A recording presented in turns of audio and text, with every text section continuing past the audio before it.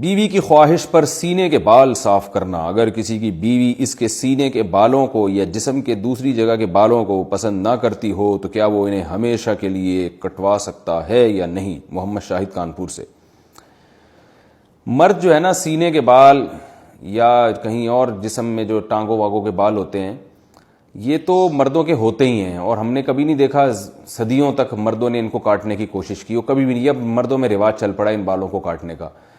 تو اس کی زیادہ تر وجوہات تو ہوتی ہیں جو جن میں نسوانیت ہوتی ہے نا، وہ یہ بالوں کو کاٹتے ہیں، ورنہ مرد تو نہیں کاٹتے یہ بال، تو ہمیشہ سے رکھتے ہی آئے ہیں. جو اللہ نے قدرتی طور پہ مردوں کو سینے پہ بال دیے ہیں یا ٹانگوں پہ بال دیے ہیں، تو وہ خواتین کی طرح وہ بھی شروع ہو گئے ہیں آج کل بالوں کو صاف کرنا.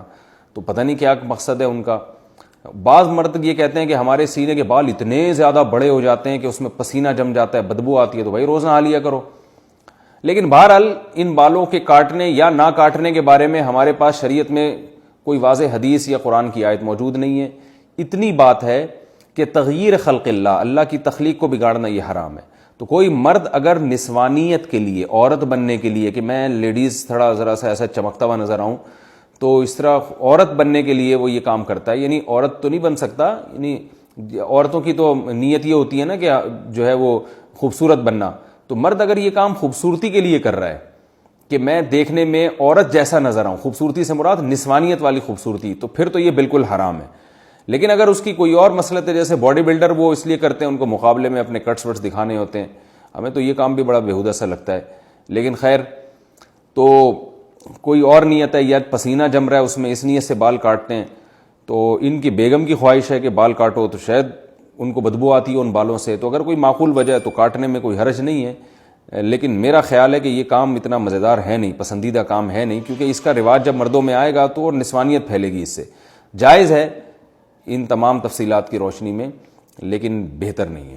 جو چیز جس طرح صدیوں سے چلی آ رہی ہے اس کو چلنے دیں. ہاں، اگر سینے کے بال بہت بڑے ہوئے ہیں اور بیوی کو اس سے تکلیف ہوتی ہے تو پھر ایک الگ بات ہے، اس کو کاٹ سکتے ہیں.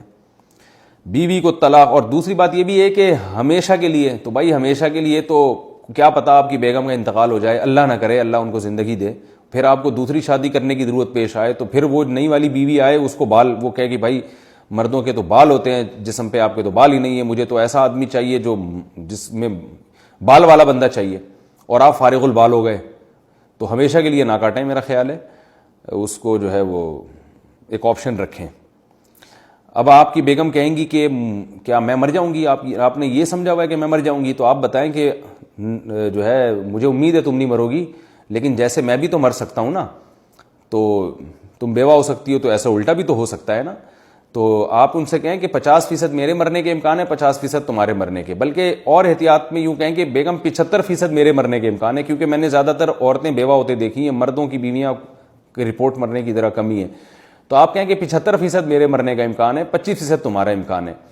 بلکہ یوں اور احتیاط کر لیں کہ 75% میرے مرنے کا امکان ہے، 24% تمہارے مرنے کا امکان ہے، اور 1% ہم دونوں کے اکٹھے مرنے کا امکان ہے، کہ 1% اس بات کا امکان ہے کہ اکٹھے ہی مر جائیں. تو اب وہ اس 24% کی وجہ سے میں احتیاط کر رہا ہوں کہ بھائی ہمیشہ کے لیے نہ نکالوں.